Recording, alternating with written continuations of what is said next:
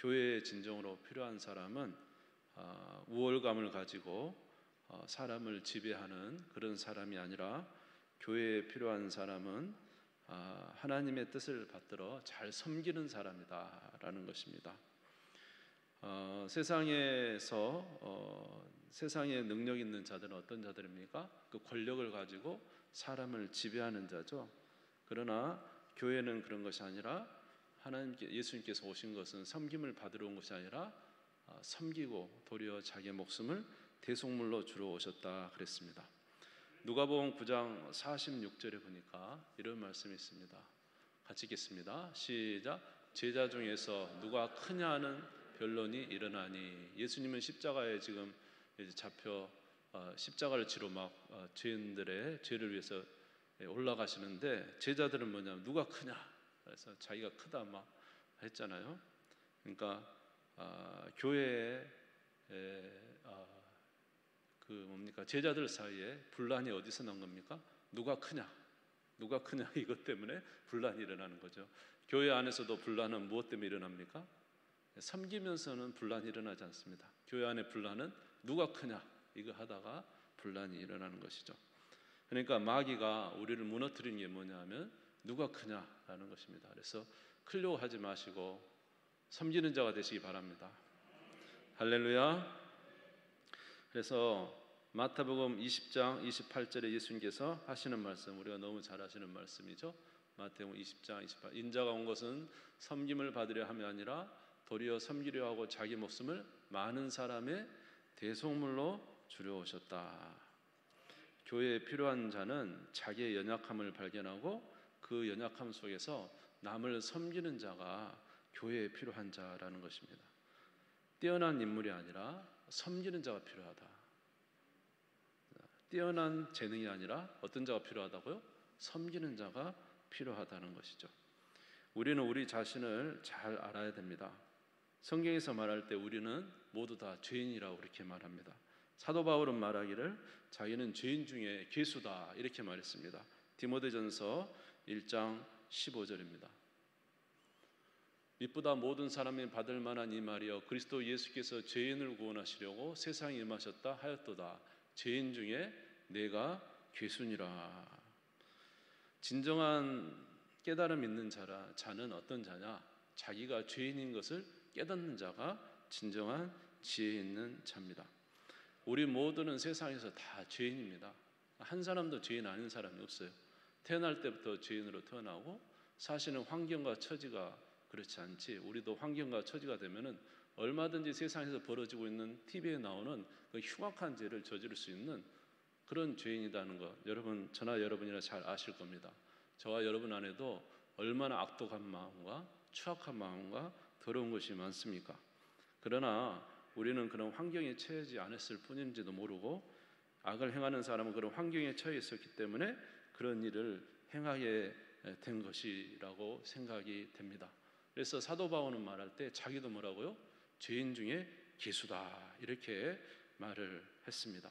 이런 죄인 중에 괴수가 누구의 은혜로 구원을 받았습니까? 예수님의 은혜로 구원을 받았기 때문에 사실은 우리가 하나님 앞에 감사할 것이지 자랑할 게 하나도 없다. 오직 하나님의 은혜로 구원받았죠. 에베소서 2장 4절에서 5절 같이 읽을까요? 시작. 긍휼이 풍성하신 하나님이 우리를 사랑하신 그 큰 사랑을 인하여 허물로 죽은 우리를 그리스도와 함께 살리셨고 너희는 은혜로 구원을 받은 것이라. 죄인인데 누구 때문에? 예수님의 속죄로 인해서 구원의 은혜를 받은 것이죠. 그러니까 우리가 깨달아야 될 것은, 아직 예수 그리스도를 모르는 자거나 아직 부족한 자, 연약한 자라고 한다면은 그것은 그 사람과 내가 차이가 있는 게 아니라 우리는 똑같은 죄인인데 예수님으로 인해서 깨달음이 나한테는 먼저 있는 거고 저 사람은 아직 깨달음이 없는 것 뿐이에요. 그러니까 차이는 없어요. 오직 은혜로 구원을 받았기 때문에 사실은 그나 나나 똑같은 연약한 자이다는 사실을 아는 것이 중요합니다. 그래서 우리는 이제 항상 남을 대할 때 이렇게 함부로 대하지 말고 남을 잘 이해하며 섬기며 대하는 것이 중요합니다. 고린도전서 8장 1절에 보니까 이런 말씀이 있어요. 고린도전서 8장 1절. 우상의 제물에 대하여는 우리가 다 지식이 있는 줄 아나 지식은 뭐하게 하고 교만하게 하고 사랑은 덕을 세운다. 그래서 우리는 사랑으로 대해야 되는 거예요. 사랑으로. 사실 같은 연약한 자이기 때문에 사랑으로 대하는 자가 되어야 됩니다. 진정으로 자신의 연약함을 깨닫고 진리를 이제 알게 된 자는 남을 대할 때 다르게 대합니다. 이러한 사람의 대함의 자세는 좀 틀린데 그냥 남을 막 지적하지 않아요. 왜냐하면은 자기도 똑같이 연약한 자이니까. 지적하기 전에 그들이 하는 일은 뭐냐면 먼저 상대방을 이해하는 것을 먼저 합니다. 하나님도 우리의 연약함을 아시기 때문에 우리의 연약함을 들어주시잖아요. 사실 그 고귀하신 하나님이 우리의 말을 들을 필요가 뭐 있어요? 말씀만 하면 되지. 야, 이렇게 하면 되지. 그런데 하나님은 우리의 이야기를 다 들으시고 그리고 우리를 섬겨 주십니다. 우리 하나님은 어떤 하나님이냐? 우리의 연약함을 체휼하신 하나님이다. 체휼하신 하나님. 그래서 히브리서 4장 15절 말씀에 보니까 우리에게 있는 대제사장은 우리의 연약함을 동정하지 못하실 리가 아니요 모든 일에 우리가 똑같이 시험을 받은 이로되 죄는 없으시니라. 우리 하나님은 우리를 동정하신 하나님, 우리를 이해해 주시는 하나님, 우리가 말씀하실 때 우리의 말씀을 들어주시는 하나님입니다. 아멘. 그래서 우리의 연약함을 아시고 우리를 위해서 구원의 은혜를 베풀어 주셨기 때문에 저와 여러분도 어떻게 해야 되느냐?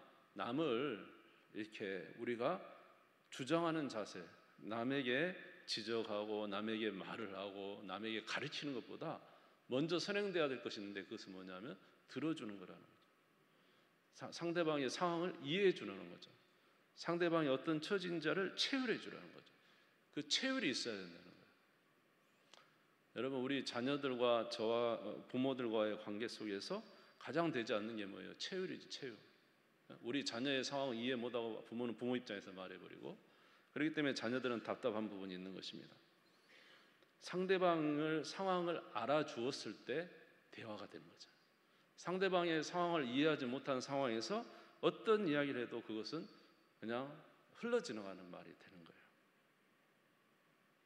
하나님도 날마다 우리의 기도를 들어주신 것처럼 저와 여러분도 똑같은 죄인이고 똑같은 연약한 자로서 상대방의 좀 부족한 점이 있고 연약한 점이 있어도 잘 들어주시고 또 함께 채우라는 우리가 되기를 주의 이름으로 축원합니다.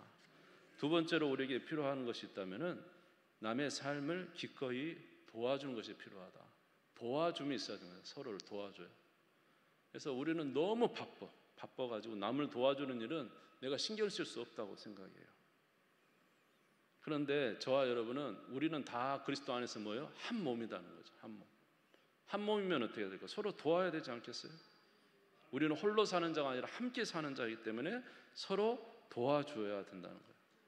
남을 돕는 일은 너무나 사사로운 일이기 때문에 그 사사로운 일을 도와주지 않고 행하며 사는 것이 마치 지혜로운 것처럼 생각하고 자기를 철저하게 가두며 사는 것이 정말로 지혜로운 것처럼 알지만은 성경에는 그렇게 말하지 않았어요. 성경은 서로 돕고 살아라.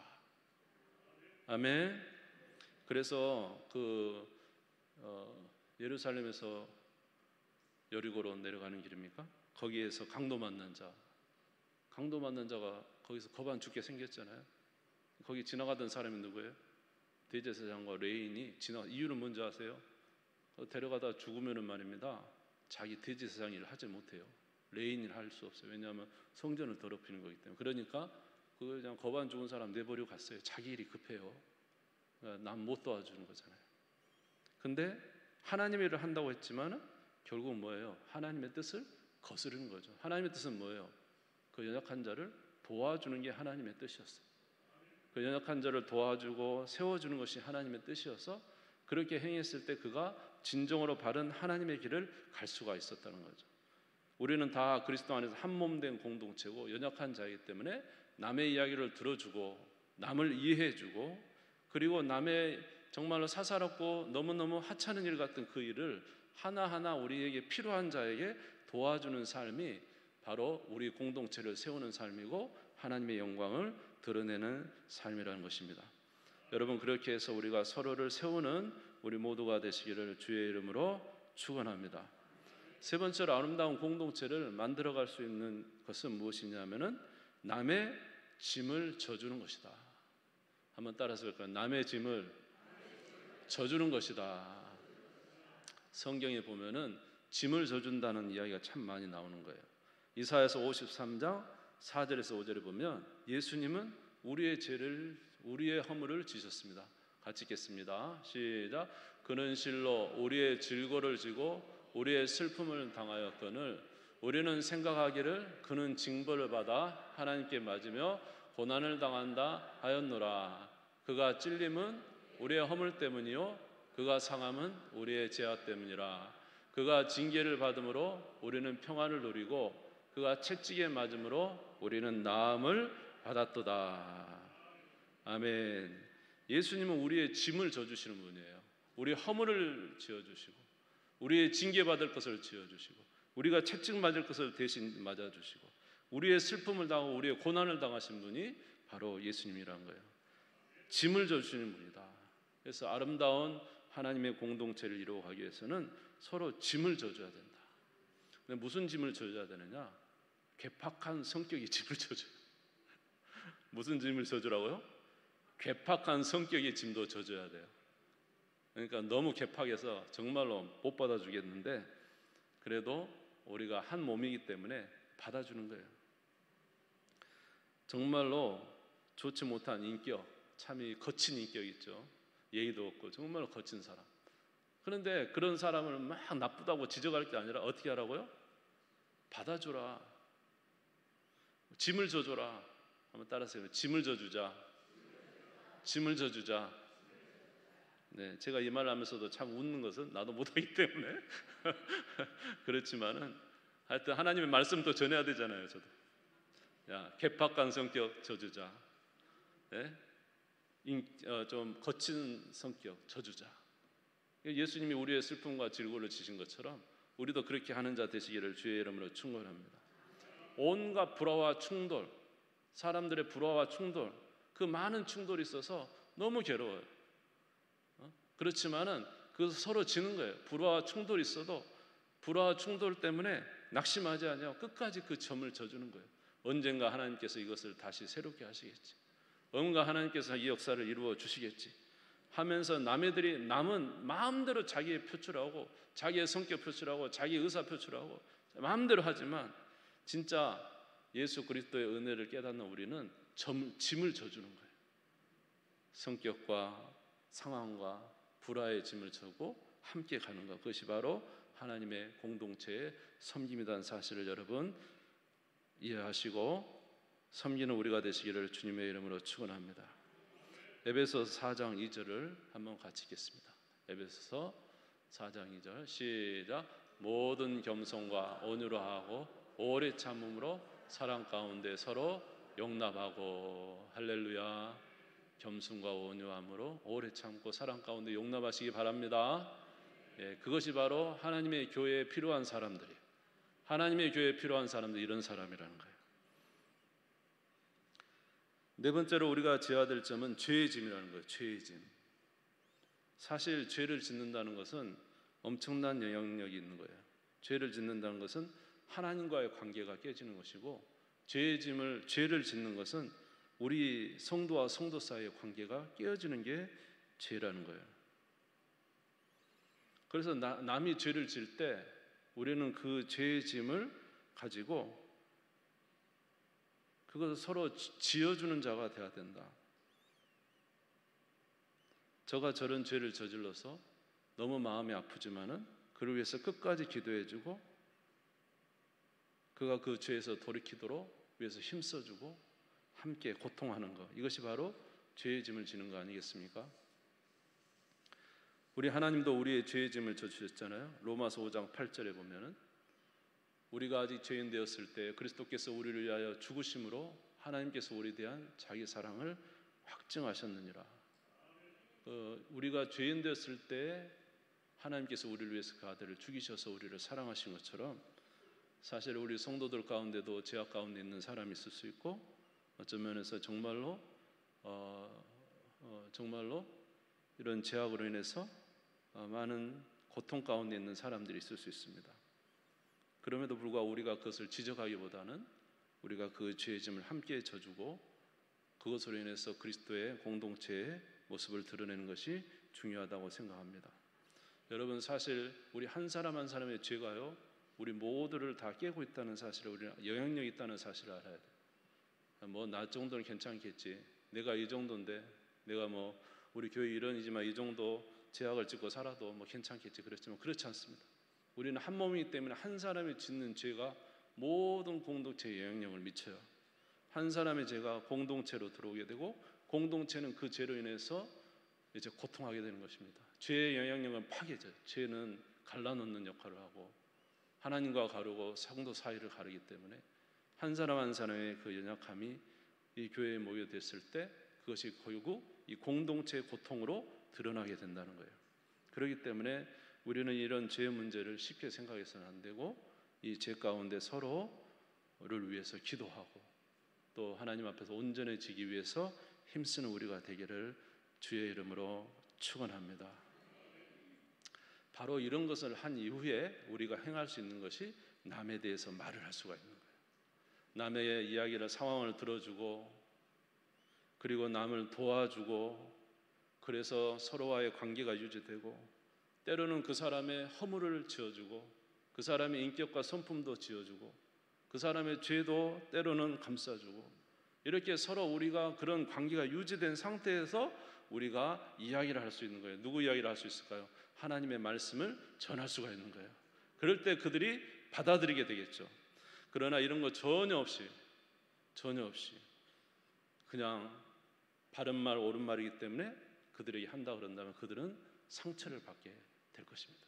왜냐하면 공감도 되지 않고 이해도 되지 않은 상태에서 오히려 선생처럼 이제 말하는 것이 되기 때문에 그렇습니다. 그러므로 사랑하는 성도 여러분, 저와 여러분은 다 똑같은 죄인이다. 따라서 할게요. 우리는 죄인 중에 괴수다. 아멘. 다 괴수잖아요, 사실은. 예, 그런데 주의 은혜를 받았기 때문에 여러분, 우리가 서로를 위해서 기도하고 이해해주고 또 서로를 위해서 도와주고, 할렐루야, 서로 먼저 짐을 집시다. 서로 먼저 짐을 지는 우리가 되기를 바랍니다. 그렇게 하고 우리가 서로를 위해서 권면할 때 하나님의 말씀이 그들 가운데 들어가겠죠. 갈라디아서 6장 1절입니다. 같이 읽겠습니다. 시작. 형제들아, 사람이 만일 무슨 범죄한 일이 드러나거든 신령한 너희는 온유한 심령으로 그러한 자를 바로잡고 너 자신을 살펴보아 너도 시험을 받을까 두려워하라. 할렐루야. 신령한 너희는 온유한 심령으로 그를 바로잡으라. 우리는 하나님 말씀을 해줘야 돼요. 바른 말을 해줘야 돼요. 그러나 그 전 단계에 우리가 있어야 될 것이 필요하다는 사실을 기억하시면서 우리가 그리스도 안에서 한 몸 된 공동체를 이루어 하나님의 귀한 뜻 이루어가는 우리 모두가 되시기를 주의 이름으로 축원합니다. 이런 제4여전대 되시기를 주의 이름으로 축원합니다. 사랑이 넘치는 사여전대 우리 교회 되시기를 주의 이름으로 축원합니다. 따라서 한번 해보겠습니다. 서로 섬깁시다. 짐을 집시다. 도와줍시다. 들어줍시다. 할렐루야. 하나님의 영광이 나타날 줄 믿습니다. 우리 주님 세 번 부르시고 다 같이 기도하겠습니다. 하나님 아버지, 우리 교회 진정한 하나님 아름다운 공동체 되게 해 주시옵소서. 교회는 큰 자가 필요한 것이 아니라 섬기는 자가 필요하다고 했습니다. 예수님이 이 땅에 오신 것도 자기를 드러내게 하는 것이 아니라 대속물로 속죄로 섬기러 오셨다고 했습니다. 우리가 잘 섬길 수 있도록 도와주시옵소서. 교회에서 섬기고 가정에서 섬기고 어느 곳에든지 짐을 지고 예수 그리스도를 담는 우리가 되게 해 주셔서 아름다운 하나님의 공동체 주님의 몸된 교회에 이루어갈 수 있도록 복을 내려 주시옵소서. 주님 세 번 부르짖고 잠시 기도하겠습니다.